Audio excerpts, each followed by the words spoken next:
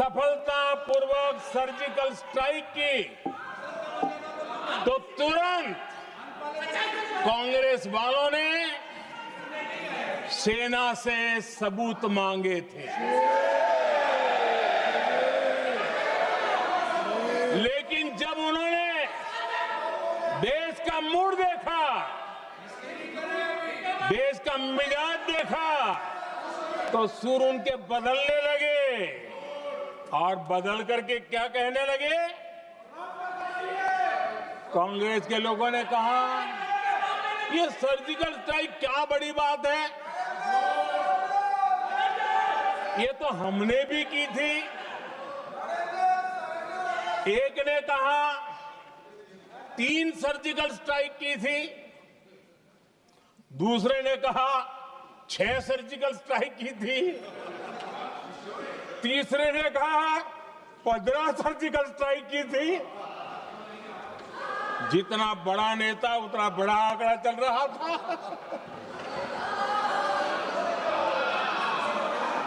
आदरणीय अध्यक्ष जी, इसके बाद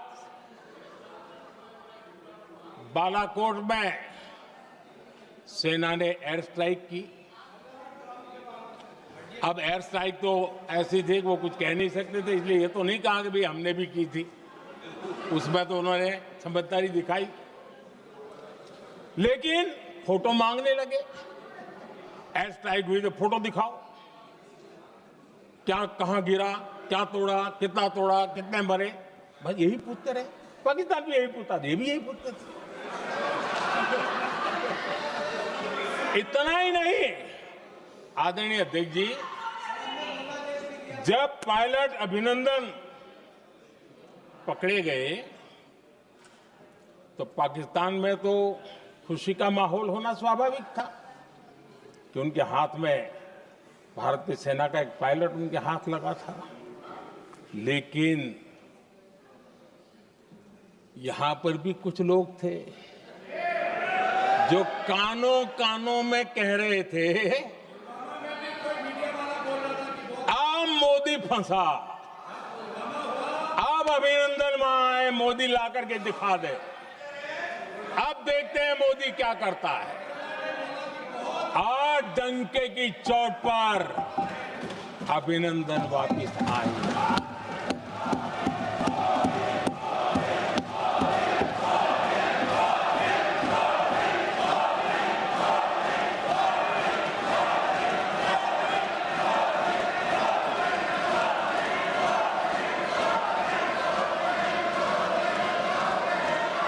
अभिनंदन को ले आए तो इनकी बोलती बंद हो गई। इनको लगा यार ये नसीब वाला आदमी है, हमारा हथियार हाथ से निकल गया। आदरणीय अध्यक्ष जी, पहलगाम हमले के बाद हमारा बीएसएफ का एक जवान पाकिस्तान के कब्जे में गया, तो फिर इनको लगा वाह बड़ा मुद्दा हाथ में आ गया है, अब मोदी फंस जाएगा। अब तो मोदी की फजीयत जरूर होगी। और उनकी इकोसिस्टम ने सोशल मीडिया में बहुत सारी कथाएं वायरल की कि ये बीएसएफ के जवान का क्या होगा, उसके परिवार का क्या होगा, ये वापस आएगा, कब आएगा, कैसे आएगा, न जाने क्या क्या चला दिया। आदरणीय अध्यक्ष जी, बीएसएफ का वो जवान भी आन बान शान के साथ वापस आया।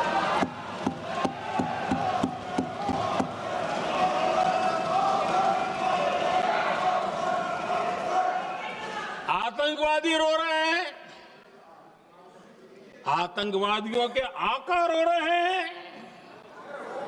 और उनको रोते देखकर यहां भी कुछ लोग रो रहे हैं।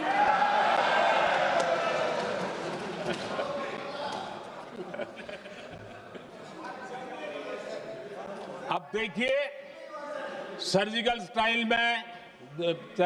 स्ट्राइक चल रही थी, उसके बाद उन्होंने एक खेल खेलने की कोशिश की, बात जमी नहीं। एयर स्ट्राइक हुई तो दूसरा खेल खेलने की कोशिश की, वो भी जमी नहीं। जब ये ऑपरेशन सिंदूर हुआ तो उन्होंने नया पैंतरा शुरू किया। और क्या शुरू किया? रोक क्यों दिया?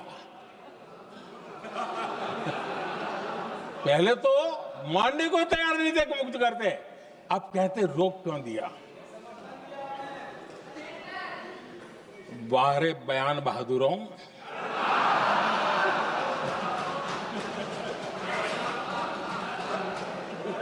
आपको विरोध का कोई न कोई बहाना चाहिए। और इसलिए सिर्फ मैं नहीं, पूरा देश आप पर हंस रहा है।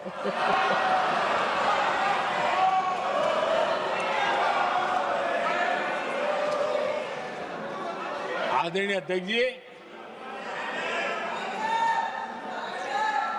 सेना का विरोध, सेना के प्रति एक पता नहीं नेगेटिविटी, ये कांग्रेस का पुराना रवैया रहा।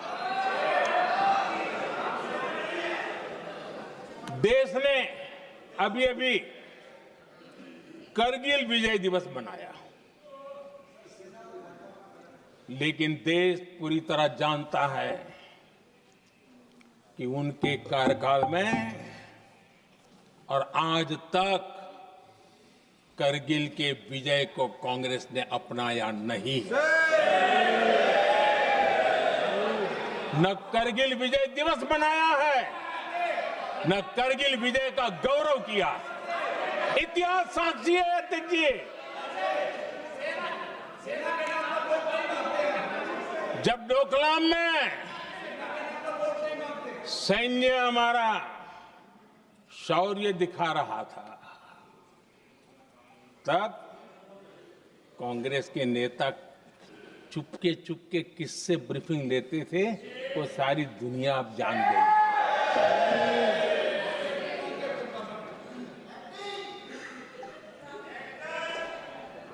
आप निकाल दीजिए पाकिस्तान के सारे बयान और यहां हमारा विरोध करने वाले लोगों के बयान, फुल स्टॉप कॉमा के साथ एक है। क्या कहेंगे इसको? और बुरा लगता है सच बोलते हैं तो। पाकिस्तान के साथ सुर में सुर मिला दिया जाता है। आदरणीय अध्यक्ष जी, देश हैरान है, कांग्रेस ने पाकिस्तान को क्लीन चिट दे दी है।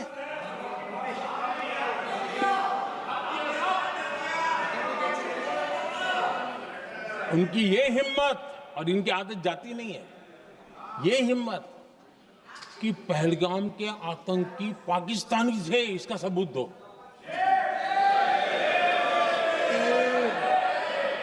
क्या कह रहे हो तुम लोग? तो कौन सा तरीका है?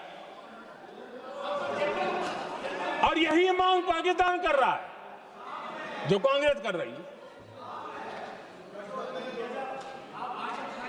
और आदरणीय अध्यक्ष जी, आज जब सबूतों की कोई कमी नहीं है, सब कुछ आंखों के सामने दिखता है, तब ये हालत है। अगर ये सबूत ना होते तो क्या करती है लोग, आप बताइए। आदरणीय अध्यक्ष जी,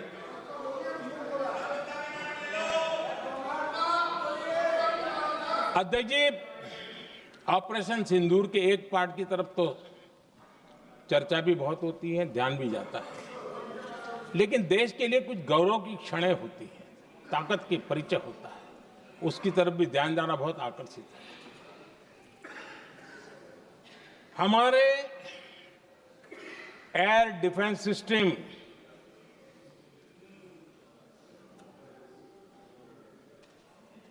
दुनिया में इसकी चर्चा है। हमारे एयर डिफेंस सिस्टम ने पाकिस्तान की मिसाइल और ड्रोन्स उसको तिनके की तरफ बिखेर दिया था।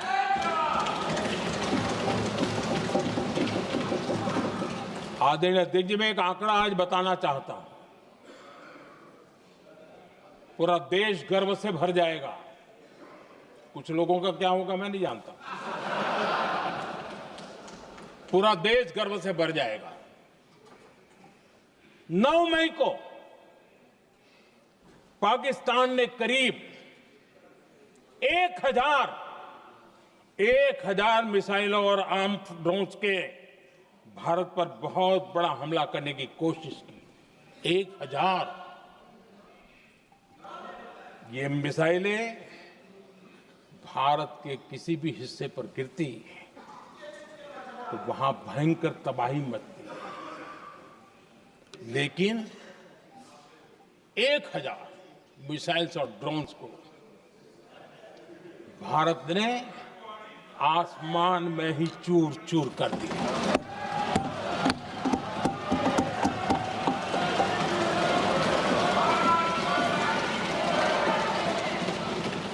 हर देशवासी को इससे गर्व हो रहा।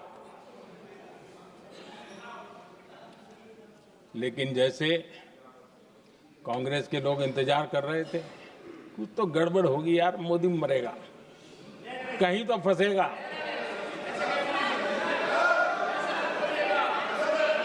पाकिस्तान ने आदमपुर एयरबेस पर हमले का झूठ फैलाया। उस झूठ को बेचने की भरपूर कोशिश की, पूरी ताकत दी लगा दी। मैं अगले ही दिन आदमपुर पहुंचा और खुद जाकर के उनके झूठ को मैंने बेनकाब कर दिया। तब जाकर के उनको अकल ठिकाने लगी कि अब ये झूठ चलने वाला नहीं है। आदरणीय अध्यक्ष जी, जो हमारे छोटे दलों के साथी हैं, जो राजनीति में नए हैं, उनको कभी शासन में रहने का अवसर नहीं मिला, उनसे कुछ बातें निकलती मैं समझ सकता हूं। लेकिन कांग्रेस पार्टी ने इस देश में लंबे समय तक राज किया है, उसको शासन की व्यवस्थाओं का पूरा पता है, उन चीजों से वो निकले हुए लोग हैं, उनके लिए शासन व्यवस्था क्या होती इसकी समझ पूरी है, अनुभव है उनके पास। उसके बाद भी विदेश मंत्रालय तुरंत जवाब दे, उसको स्वीकारना नहीं। विदेश मंत्री जवाब दे, इंटरव्यू दे, बार बार बोले, उसको स्वीकारना नहीं। गृह मंत्री बोले, रक्षा मंत्री बोले, किसी पर भरोसा नहीं। जिसने इतने सालों तक राज किया, उनको देश की व्यवस्थाओं पर अगर भरोसा नहीं है, तब शक उठता है कि क्या हालत हो गई है इनकी। आदरणीय अध्यक्ष जी, अब कांग्रेस का भरोसा पाकिस्तान के रिमोट कंट्रोल से बनता है और बदलता है।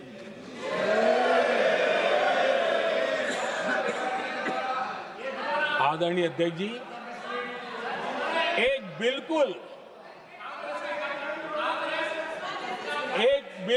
कांग्रेस के नए सदस्य, यानी उनको तो क्षमा करनी चाहिए, नए सदस्य को क्या कहेंगे, लेकिन कांग्रेस के आका जो उनको लिख करके देते हैं और उनसे बुलवाते हैं, खुद में हिम्मत नहीं है, उनसे बुलवाते हैं कि ऑपरेशन सिंदूर ये तो तमाशा था,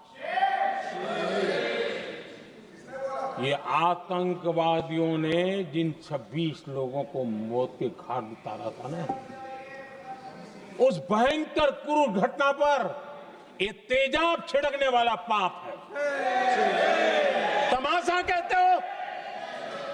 आपकी असहमति हो सकती है, और ये कांग्रेस के नेता बुलवाते हैं।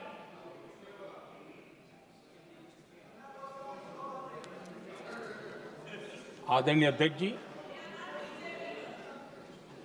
पहलगाम के हमलावरों को कल हमारे सुरक्षा बलों ने ऑपरेशन महादेव करके अपने अंजाम तक पहुंचाया।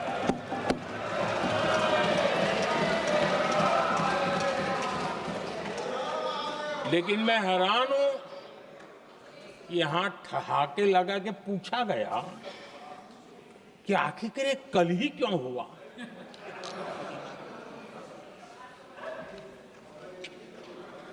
अब ये क्या हो गया है मुझे समझ नहीं आ रहा है। क्या ये ऑपरेशन के लिए कोई सावन महीने का सोमवार ढूंढा गया था क्या? क्या हो गया है इन लोगों को? हताशा, निराशा इस हद तक।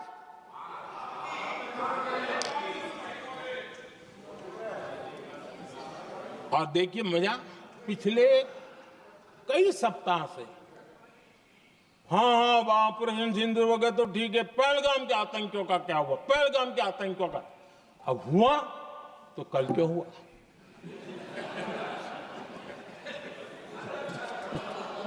और कल ही क्यों हुआ? क्या हाल है अध्यक्ष जी का। आदरणीय अध्यक्ष जी,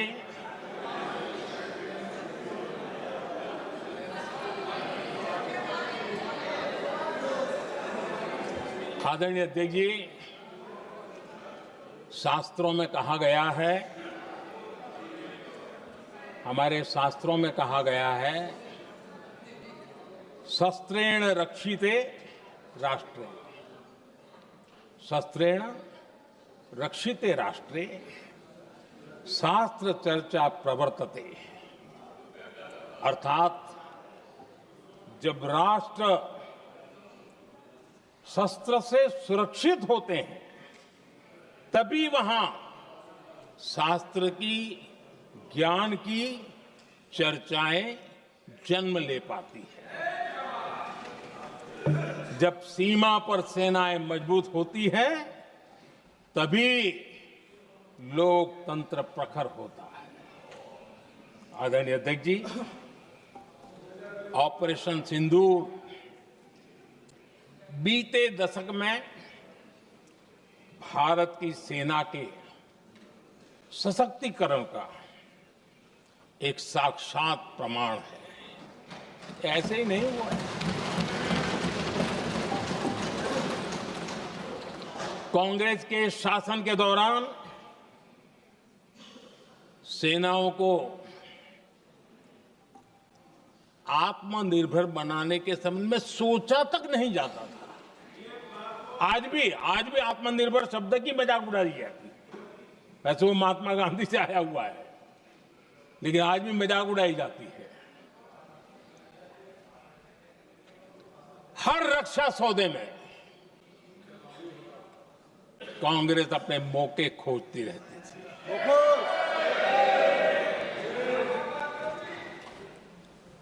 छोटे छोटे हथियारों को लिए विदेशों पर निर्भरता, ये इनका कार्यकाल रहा है। Bullet proof jacket, night vision camera तक नहीं होते थे। और लंबा लिस्ट है, जीप से शुरू होता है, बफोर, हेलीकॉप्टर, हर चीज के साथ घोटाला जुड़ा हुआ है। आदरणीय अध्यक्ष जी, हमारी सेनाओं को आधुनिक हथियारों के लिए दशकों तक इंतजार करना पड़ा।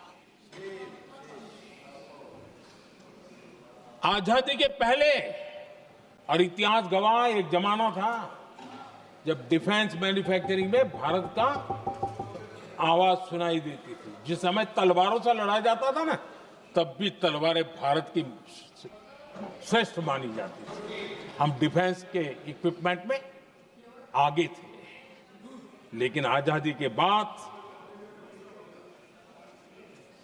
जो एक मजबूत डिफेंस इक्विपमेंट मैन्युफैक्चरिंग का हमारा दायरा था,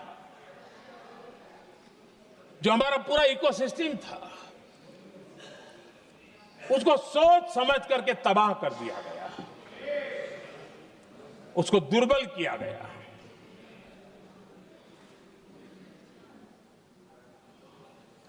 रिसर्च और मैन्युफैक्चरिंग के लिए रास्ते बंद कर दिए गए। अगर इसी नीति पर हम चलते तो भारत इस 21वीं सदी में ऑपरेशन सिंदूर के संबंध में सोच भी नहीं सकता। यह हालत करके रखा हुआ था उन्होंने।